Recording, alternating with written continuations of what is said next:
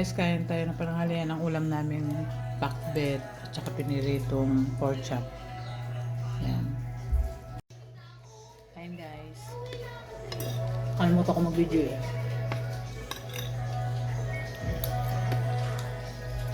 Magkamay lang ako.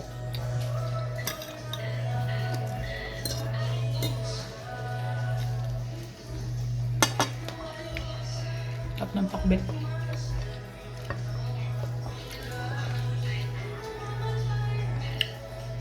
Ten, kain na kayo!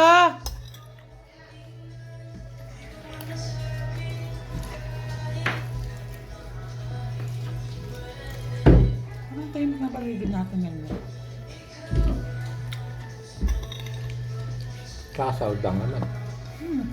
Parang gusto masaya.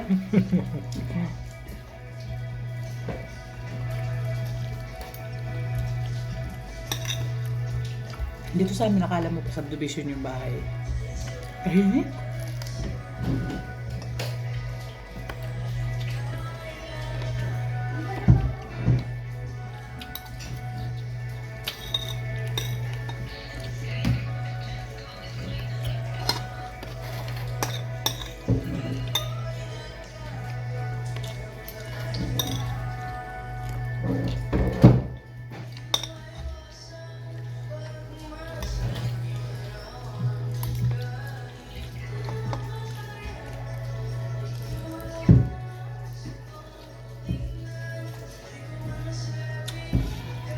No.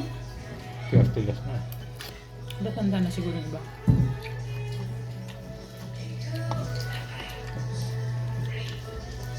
May bagyo ba pa? Ayan na yung umpisa na yan, bagyo-bagyo na yan.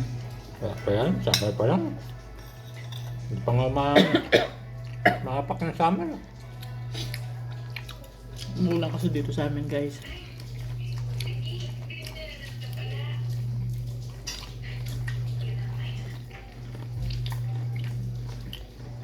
Uy, sa ibang probinsya pa.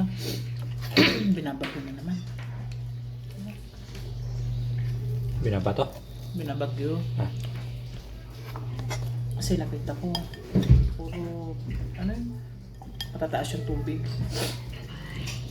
Makaran lang. Nasa dagat lang sila. Dagat ba yun? Ay, wala. General clearance kwarto nila. Nabas lahat ng... Ang galing naman talaga yan.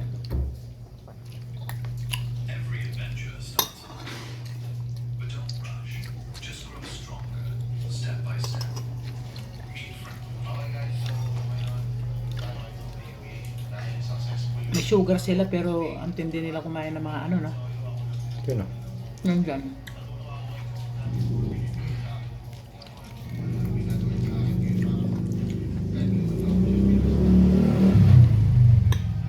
Pero magaling na ano yan pa.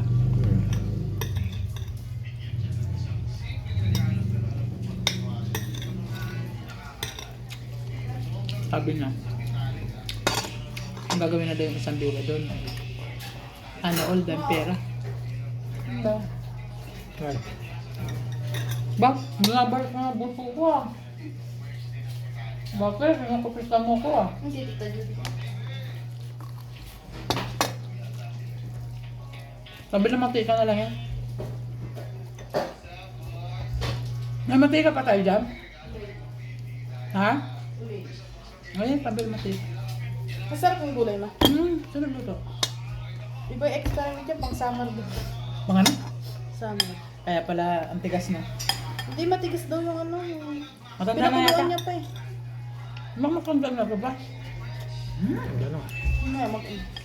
Ano yung akwarto naman na papa?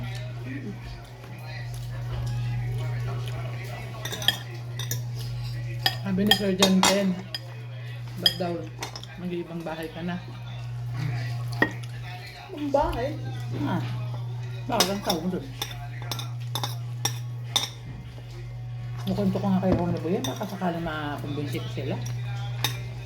Nangawa naman si Ate Nelo. Bakit hindi kasi pwede hindi kumuha yung walang pag-ibig? Natural nga ito pa. Huwag sila, huwag nila, hindi, pag hindi pinasok yun. Doon na lang sa ano, 3,000. Ha? Bayad nila 3,800. Meron ba ganon? Dapat kinausap ko sa ate Ami.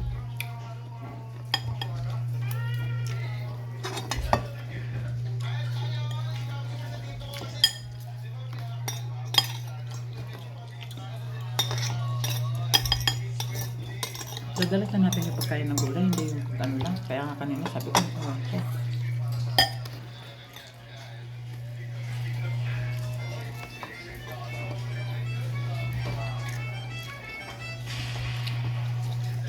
Lumayan ko daw, stick ka lang na.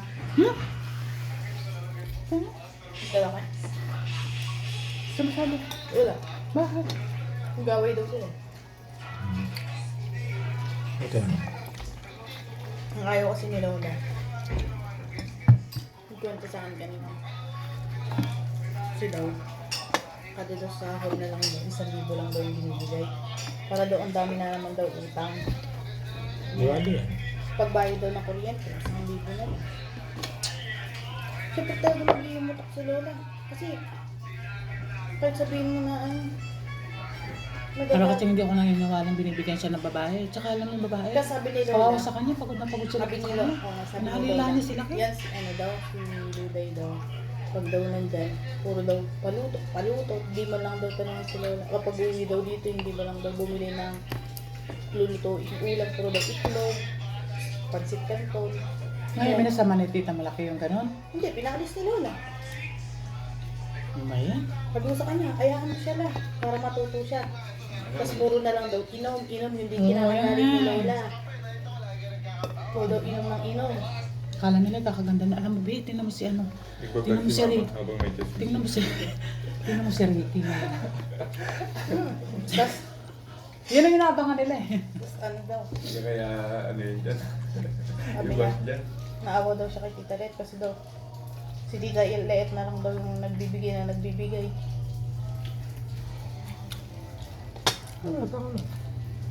Kaya ako. Kaya Nasa... nagkakagas mga anak mo. Tama naman. Oo nga. Pero daw kasi parang wala na daw naitutulong si Tita kasi puro. Okay, dapat lang talaga na. Tapos sabi ko sa kanya, sigla, hayaan mo siya para matuto siya. Ay, namiyak si Lola. Hindi naman. Nag-pray lang. Tsaka nabarkada kasi sila kay pa.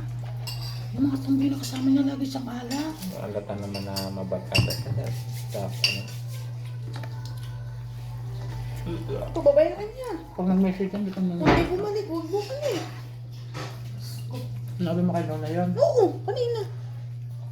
Siyempre mali din naman yun eh. Kailangan kampihan ko pa yun. Gusto marunong ka mapalala sa sarili mo, kaya mo ba? Payo, kita din gusto mo. Mga contemplate mo. Sabi nila ako na yun.